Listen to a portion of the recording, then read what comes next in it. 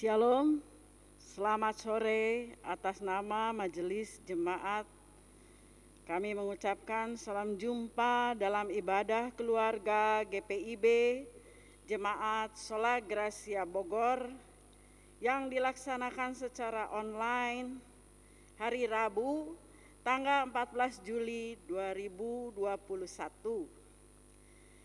Dengan rasa syukur, walaupun situasi pandemi ini masih harus kami hadapi, tapi karena kuasa, kasih, pemeliharaan Tuhan, kami ada sampai sekarang ini.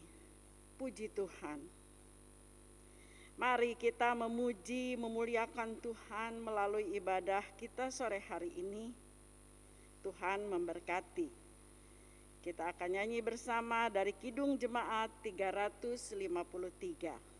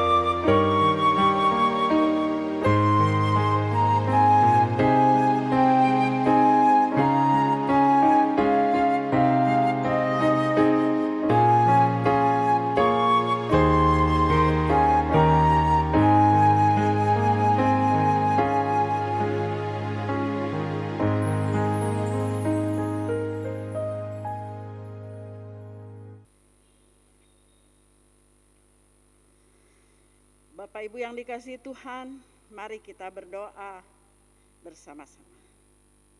Ya Tuhan, ya Allah Bapa kami, yang kami percaya dan kami sembah di dalam nama Tuhan Yesus Juru Selamat kami. Kami bersyukur, kami berterima kasih. Sampai saat ini kami terpelihara dan boleh melakukan ibadah rutin kami secara online, ibadah keluarga. Berkatilah ibadah kami ya Bapa dari awal hingga akhirnya. Berkati juga firman yang akan kami baca dan kami renungkan.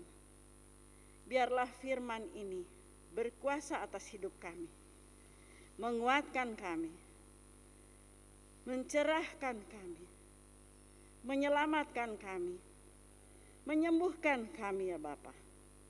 Di tengah situasi pandemi ini, berkatilah firman yang akan kami baca dan renungkan. Berkati umat-Mu yang mengikuti ibadah secara online ini. Berkati semua jemaat GPIB Sola Gracia dan juga hamba-Mu ini yang akan menyampaikan firman-Mu. Biarlah kebenaran firman-Mu boleh tersampaikan seturut dengan kehendak demi kemuliaan nama-Mu dan kelebaran kerajaan-Mu di muka bumi ini.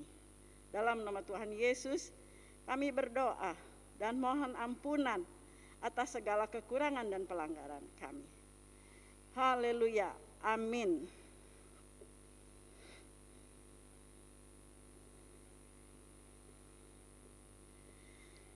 Firman Tuhan hari ini diambil dari dari Injil Matius 13, ayatnya yang ke-16 sampai 23.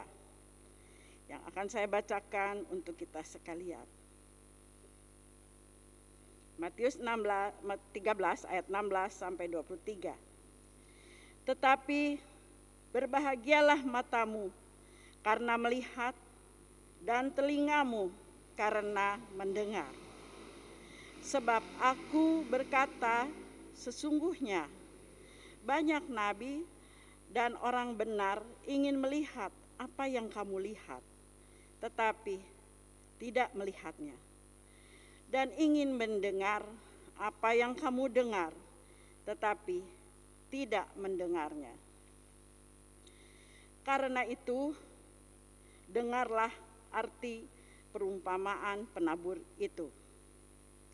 Kepada setiap orang yang mendengar firman tentang kerajaan sorga, tetapi tidak mengertinya, datanglah si jahat dan merampas apa yang ditaburkan dalam hati orang itu. Itulah benih yang ditaburkan di pinggir jalan. Benih yang ditaburkan di tanah yang berbatu-batu ialah orang yang mendengar firman itu dan segera menerimanya dengan gembira. Tetapi ia tidak berakar dan tahan sebentar saja. Apabila datang penindasan atau penganiayaan karena firman itu, orang itu pun segera murtad. Yang ditaburkan di tengah semak duri ialah orang yang mendengarkan firman itu. Lalu kekhawatiran dunia ini dan tipu daya kekayaan menghimpit firman itu sehingga tidak berbuah. Ayat 23 dan ayat terakhir, yang ditaburkan di tanah yang baik ialah orang yang mendengar firman itu dan mengerti, dan karena itu ia berbuah. Ada yang 100 kali lipat, ada yang 60 kali lipat, ada yang 30 kali lipat. Demikianlah pembacaan firman Tuhan. Yang berbahagia ialah kita yang mendengarkannya, merenungkannya, dan melakukan dalam kehidupan kita sehari-hari. Haleluya. Injil Matius 13 ayat 16 Injil Matius 13 ayat 16 sampai 23. Injil ini dari pasal 13 ini, dari ayat 1 sampai 23, mempunyai judul perikop perumpamaan tentang seorang penabur. Saya ingin menggabungkan kedua tema yang dari SBU dan SGDK. Kedua tema ini sangat membangun menurut saya. Membangun iman, juga tujuan hidup beriman jemaat pada umumnya. Tema gabungan SBU dan SGDK adalah tangguh dan teguh bersama Yesus. Jangan lemah melayani Tuhan Yesus. Firman penuntunnya terdapat di dalam ayat 17. Sebab aku, maksudnya Yesus, berkata kepadamu, sesungguhnya banyak nabi dan orang benar ingin melihat apa yang dilihat, tetapi tidak melihatnya. Dan ingin mendengar apa yang kamu dengar, tetapi tidak mendengarnya. Bapak Ibu sekalian yang dikasihi oleh Tuhan Yesus, tujuan firman Tuhan di setiap firman adalah sudah jelas. Terlebih firman hari ini sangat jelas bagi kita semua. Kita semua umat Tuhan sudah dipilih oleh Tuhan untuk diselamatkan dengan cara Tuhan Yesus juga ingin, dengan cara kematian Tuhan Yesus, dan Tuhan Yesus juga terus melakukan dan mengajarkan kita untuk selalu berada di dalam kemuliaan Tuhan dengan cara merenungkan firman Tuhan. Firman Tuhan itu sendiri, Tuhan Yesus ingin mengajarkan kepada kita bahwa firman Tuhan itu mempunyai arti dan makna yang mendalam dan tak terduga. Perumpamaan Tuhan Yesus sangat disukai orang, karena dengan perumpamaan kita menjadi dekat dengan Yesus. Seolah-olah kita sedang mendengarkan suara Tuhan melalui perumpamaannya. Melalui perumpamaannya orang diajak berpikir aktif dan kritis. Karena sebelum sampai ke bagian akhir, selalu ada hal-hal yang menegangkan dan menjadi suatu pertanyaan, keingintahuan. Kadang-kadang pendengar sudah mau menyimpulkan sendiri cerita perumpamaan itu. Tetapi rupanya jalan cerita tiba-tiba berubah, tidak seperti apa yang kita pikirkan. Akhirnya kesimpulan menjadi lain. Yang semula dianggap gagal, akhirnya berhasil. Yang sempat dianggap kalah, ternyata menang. Atau yang dianggap hendak ditegur adalah orang lain, tapi rupanya dirinya sendiri yang hendak ditegur oleh Tuhan. Perumpamaan-perumpamaan Tuhan Yesus ada di dalam kitab-kitab Injil. Adalah perumpamaan-perumpamaan tentang yang diceritakan kembali oleh para penulis kitab Injil. Itu berarti sudah pasti mengandung pengertian dari masing-masing penulis kitab Injil.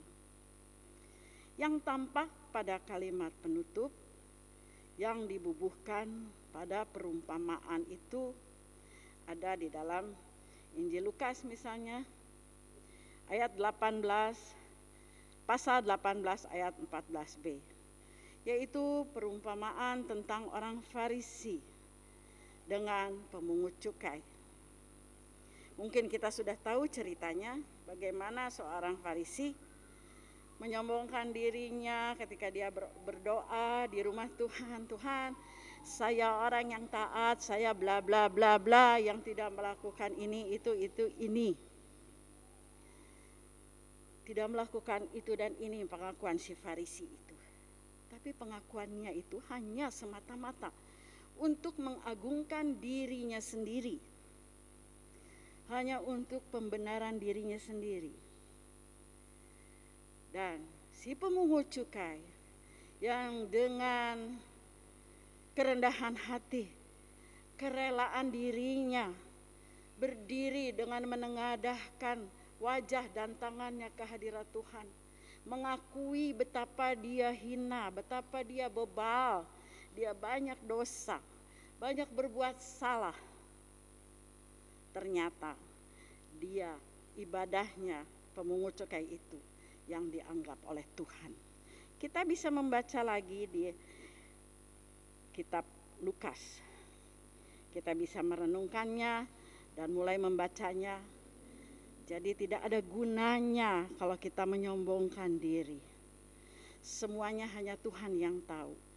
Kebenaran pribadi per pribadi itu Tuhan yang tahu. Perumpamaan siapa yang akan dibenarkan dan ditinggikan sering kita keliru karena ukuran norma-norma sosial masyarakat pada umumnya. Bahkan diakui oleh penulis kitab Injil sering membutuhkan suatu penjelasan panjang pada perumpamaan Yesus.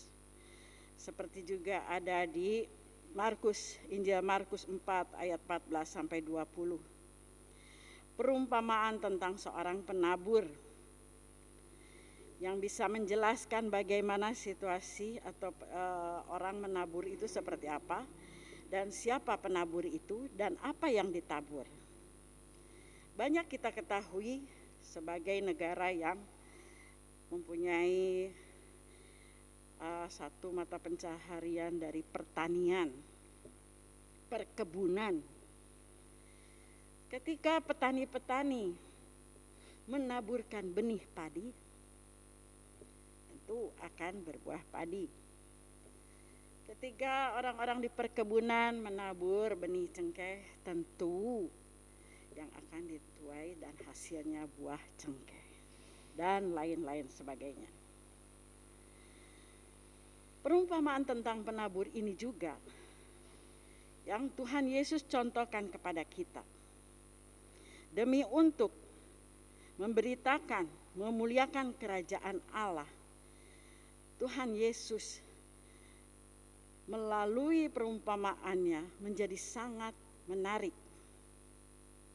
Di saat itu, orang Israel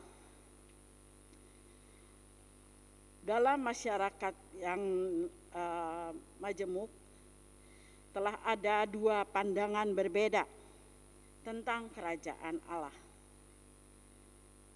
Pandangan pertama mengartikan kerajaan Allah secara politis, yakni kalau kerajaan Allah hadir dengan rajanya yang perkasa, maka Raja Romawi akan lenyap. Penganutnya mengakui ini, menilai ini kekuatan Raja Romawi dengan kekuatan persenjataan. Lalu ada pandangan bangsa Israel yang kedua, mengartikan secara eskatologis dan rohani. Pengikut dari pandangan pertama itu jumlahnya cukup banyak. Dan bisa dilihat di ayat 17, pengikut yang kedua merupakan pengikut-pengikut yang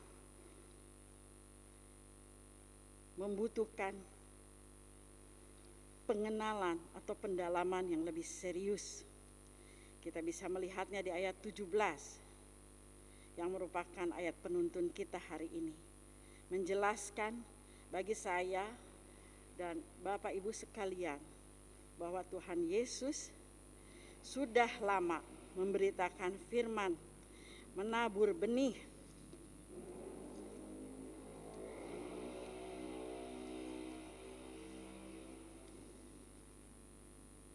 Menabur benih yang yaitu firman Tuhan, yaitu Injil Allah yang adalah dirinya sendiri.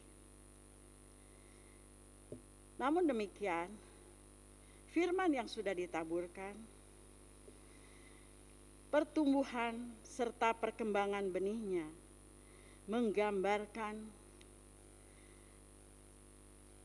tanggapan bangsa Israel dan kita umat Tuhan saat ini terhadap ajaran Tuhan.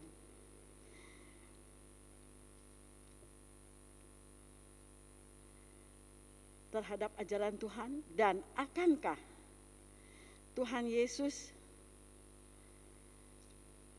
menerima, mendengar, melihat tanggapan kita saat ini sebagai orang percaya? Apakah tanggapan kita seperti perumpamaan benih-benih yang jatuh di berbagai media tanah? Ada tanah yang di pinggir jalan, ada benih yang jatuh di tanah berbatu, bahkan ada benih yang jatuh di semak duri. Ketiga media ini sedang menggambarkan, sedang mengilustrasikan diri kita, sedang mengumpamakan umat Tuhan saat ini, juga bangsa Israel pada saat itu. Di situasi-situasi ekonomi menghimpit, di situasi-situasi kesakitan, di situasi-situasi kedukaan, kesulitan karena pandemi, karena berita-berita yang mencemaskan, bahkan berita-berita yang menggelisahkan. Akankah firman itu berlalu dan pergi tanpa bekas dari kehidupan beriman kita? Ataukah dia akan tumbuh seperti benih yang tumbuh di tanah yang subur, yang menghasilkan buah-buahnya? Di manakah kita berada? Di keempat media ini, di ketiga yang awal, atau di media tanah yang terakhir, yang berada di tanah yang subur, yang menghasilkan buahnya? Ada yang 100 kali lipat, ada yang 60 kali lipat, bahkan hanya 30 kali lipat. Adakah kita di hanya 30 kali lipat? Silakan Bapak Ibu jawab sendiri perenungan ini. Firman Tuhan saat ini menanyakan, benih yang mana? Firman yang mana yang ada di dalam tanah kehidupan kita?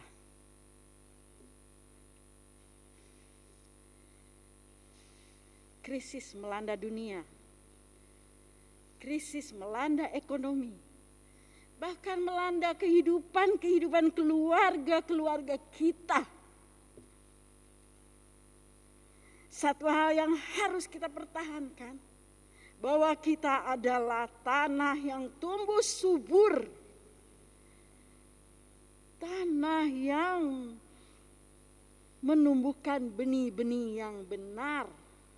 Ketika kegalauan datang, Tuhan menasihatkan kita untuk tetap tangguh, tetap teguh, melekat kepadanya. Secara manusia saya mengakui, saya lemah, saya tidak mampu berbuat apa-apa. Namun satu hal yang saya tahu, Tuhan lebih besar dari segalanya. Dia sangat mampu menolong, membuka pintu-pintu berkat bagi kita. Pintu-pintu kesehatan. Pintu-pintu antibodi bagi kita. Dia BPJS kita satu-satunya. Dia sumber kehidupan kita. Tuhan ingin kita juga berbuah.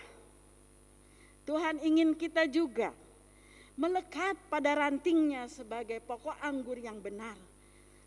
Ranting-ranting, kita sebagai rantingnya melekat pada pokok anggur yang benar dan berbuah dengan banyak dan subur. Buah itu ibu-ibu, bapak-bapak sekalian, saudara, adik-adik yang terkasih, jangan berpikir bahwa buah itu seperti akal manusia. Buah yang diharapkan di sini paling tidak untuk situasi saat ini, bahwa kita selalu yakin dan percaya bahwa Tuhan di atas segala-galanya. Sepertinya kita juga mengingat kembali pada amanat agung atau salam ketika ibadah hari Minggu yang harus kita yakini dengan sungguh. Pertolonganmu adalah dalam nama Tuhan yang menjadikan langit dan bumi dan segala isinya. Itulah kekuatan kita. Salam yang setiap ibadah hari Minggu kita dengar. Biarlah itu kita yakini dan kita imani bahwa Tuhan Sang Pencipta langit dan bumi juga menolong kita sebagai umat pilihannya. Marilah kita renungkan kembali. Tanah seperti apa kita ini? Media seperti apa kita ini? Marilah kita hormati Allah dengan segala kemuliaan Tuhan. Dengan berpegang pada firman-Nya. Ayat 16 menyatakan, tetapi berbahagialah matamu karena melihat dan telingamu karena mendengar. Amin.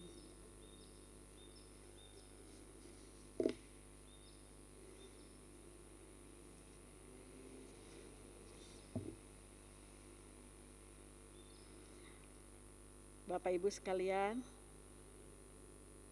mari kita berdoa syafaat. Ya Tuhan, ya Allah Bapa kami, yang kami sapa di dalam nama Tuhan Yesus. Kembali kami datang bersyukur, berterima kasih Tuhan untuk firman yang boleh kami dengar. Dan biarlah firman ini menjadi suatu berkat bagi kami, pegangan hidup bahwa Tuhan ada bersama kami, bahwa kami harus tetap semangat dan konsisten ya Tuhan, karena Tuhan ada bersama dengan kami. Roh-Mu yang kudus menolong kami, biarlah kami juga boleh menjadi tanah yang subur untuk menghasilkan buah-buahnya ya Tuhan. Terima kasih Tuhan, mampukan kami untuk selalu bersandar pada pokok anggur yang benar, yaitu Tuhan Yesus sendiri. Terima kasih Bapa, layakkan kami menyampaikan doa-doa permohonan kami. Tolonglah kami, sautilah kami, dengarkanlah pergumulan kami. Kami ingin berdoa bagi pergumulan dunia saat ini, yaitu pandemi COVID-19 ini ya Tuhan. Berkatilah dunia ini Bapa, berikanlah kebebasan bagi dunia ini dari pandemi ini, terlebih bagi bangsa kami, bangsa Indonesia. Berkatilah seluruh warga negara Indonesia dalam menghadapi situasi pandemi ini Bapa. Tutup bungkus kami semua dengan Roh-Mu yang kudus. Berkatilah Presiden, juga para menterinya, bahkan komisi-komisinya Bapa. Biarlah kiranya Kau berikan hikmat marifat surgawi, sehingga mereka boleh memimpin bangsa ini ke arah yang lebih baik, lebih menyembah Engkau di dalam Yesus dan takut akan Tuhan. Terima kasih Tuhan, kami juga berdoa bagi gereja kami. Bagi hamba-Mu, Ibu Pendeta Lucia Wemai dan keluarga, berkatilah dia, lindungi, tutup bungkus dia dengan Roh-Mu yang kudus. Berikan dia kesehatan yang lebih baik ya Bapa. Jauhkan dari kuasa-kuasa kegelapan. Juga bagi para presbiter, penatua dan diaken ya Bapa. Berkatilah kami semua sehingga kami mempunyai roh yang menyala-nyala, semangat di dalam Yesus untuk melayani Engkau. Sehingga pertumbuhan jemaat, pertumbuhan iman jemaat ini hanya kepadamu dan sangat diteguhkan karena beriman kepada Yesus adalah jalan satu-satunya keluar dari berbagai macam masalah. Terima kasih Bapa. Kami juga mau berdoa bagi kerinduan kami memiliki gedung gereja sendiri Bapa. Berkatilah rencana pembangunan rumah ibadah kami. Berkati segala usaha upaya. Berkati para panitia yang sudah terbentuk. Juga IMB yang sedang diurus ya Bapa. Terima kasih Bapa. Pilihkan kami tempat untuk kami mendirikan rumah ibadah. Terima kasih. Bapa, kami mau berdoa bagi jemaat-Mu GPIB Sola Gracia, bahkan juga simpatisan GPIB Sola Gracia. Berkatilah, lindungilah, terlebih di situasi pandemi ini. Kami mohon kiranya Engkau melindungi, memberkati para lanjut usia, janda duda, yatim piatu, dan keluarga yang berjauhan karena tugas atau studi. Berkatilah anak-anak kami, teruna-terunamu yang dalam masa pendidikan. Anak-anak kami yang dalam masa pendidikan. Walaupun secara online, berikan kepandaian, kecerdasan kepada mereka ya Bapa. Juga bagi anak-anak yang bekerja secara online atau WHO, atau bahkan dirumahkan Bapa. Berikan kembali mereka pekerjaan. Berikan mereka rezeki. Biarlah mereka boleh bertahan hidup. Dan tanamkan iman percaya bahwa Engkaulah Tuhan Yesus satu-satunya andalan mereka. Terima kasih Bapa, kami berdoa bagi jemaat-Mu GPIB Sola Gracia yang sakit ya Bapa. Tolong jamah satu persatu mereka Bapa yang dirawat di rumah-rumah sakit atau di rumah-rumah mereka sendiri ya Bapa. Berkati makanan, minuman, bahkan obat-obatan. Berikan hikmat marifat sorgawi sehingga mereka ingat bahwa mereka harus mengandalkan Tuhan Yesus saja. Tiada kuasa lain yang mampu menyembuhkan melalui obat-obatan yang mereka makan atau minum. Berkati semuanya ya Tuhan. Lindungi mereka, jauhkan dari keputusasaan ya Bapa. Bapa, kami berdoa juga bagi keluarga yang berduka. Bapa, hiburkan saudara-saudara kami yang berduka cita karena anggota keluarga mereka Tuhan panggil menghadap Engkau Bapa. Lindungilah keluarga yang berduka ya Bapa. Bagi keluarga Bapa Heri Subianto dan anak-anak serta cucu, hiburkan dan kuatkan mereka Bapa. Juga saudara-saudara kami yang dalam kedukaan, keluarga Ibu Nadea, juga keluarga Ibu Naibaho. Bapa, hiburkan mereka, kuatkan mereka, sehingga mereka yakin percaya bahwa semuanya itu adalah kehendak Tuhan. Tuhan lebih mengasihi teman-teman kami, sahabat-sahabat kami, karena Engkau yang mempunyai hidup kami ya Bapa. Terima kasih Bapa, kami yakin dan percaya doa kami ini adalah doa permohonan yang kami sampaikan hanya kepadamu Bapa, di dalam nama Tuhan Yesus yang sudah mengajar kami berdoa. Bapa kami yang di sorga, dikuduskanlah namamu, datanglah kerajaanmu, jadilah kehendakmu di bumi seperti di sorga. Berilah kami pada hari ini makanan kami yang secukupnya, dan ampunilah kami akan kesalahan kami, seperti kami juga mengampuni orang yang bersalah pada kami. Dan jangan membawa kami ke dalam pencobaan, tetapi lepaskanlah kami daripada yang jahat. Karena Engkaulah yang empunya kerajaan dan kuasa dan kemuliaan sampai selama-lamanya. Amin.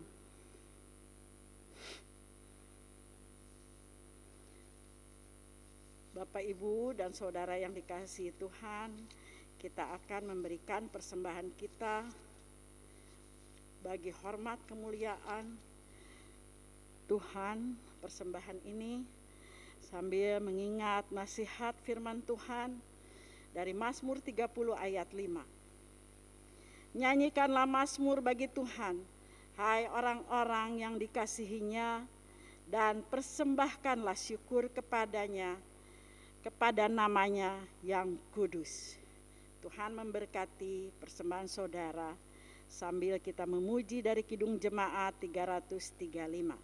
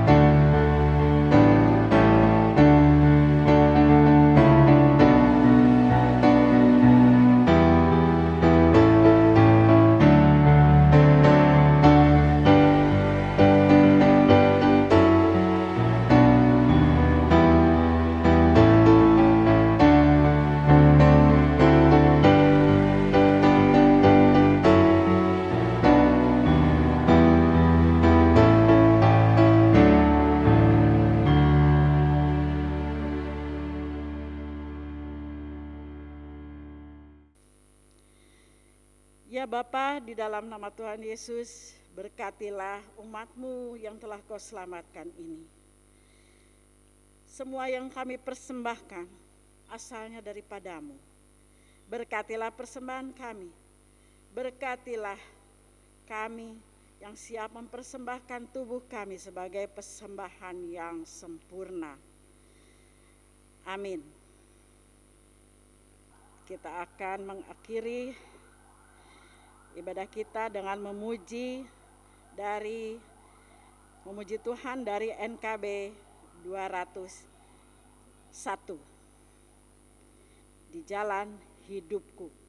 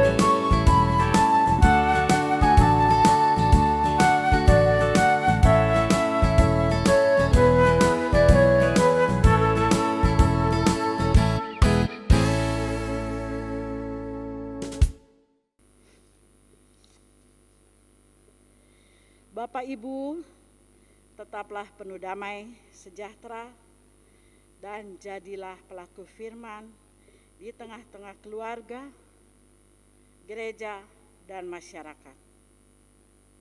Ingatlah firman Tuhan, jadilah menempellah pada pokok anggur yang benar. Angkatlah hati dan pikiranmu kepada Tuhan, serta terimalah berkat-Nya. Kasih karunia Tuhan Yesus Kristus dan kasih Allah dan persekutuan Roh Kudus menyertai kita sekalian. Amin.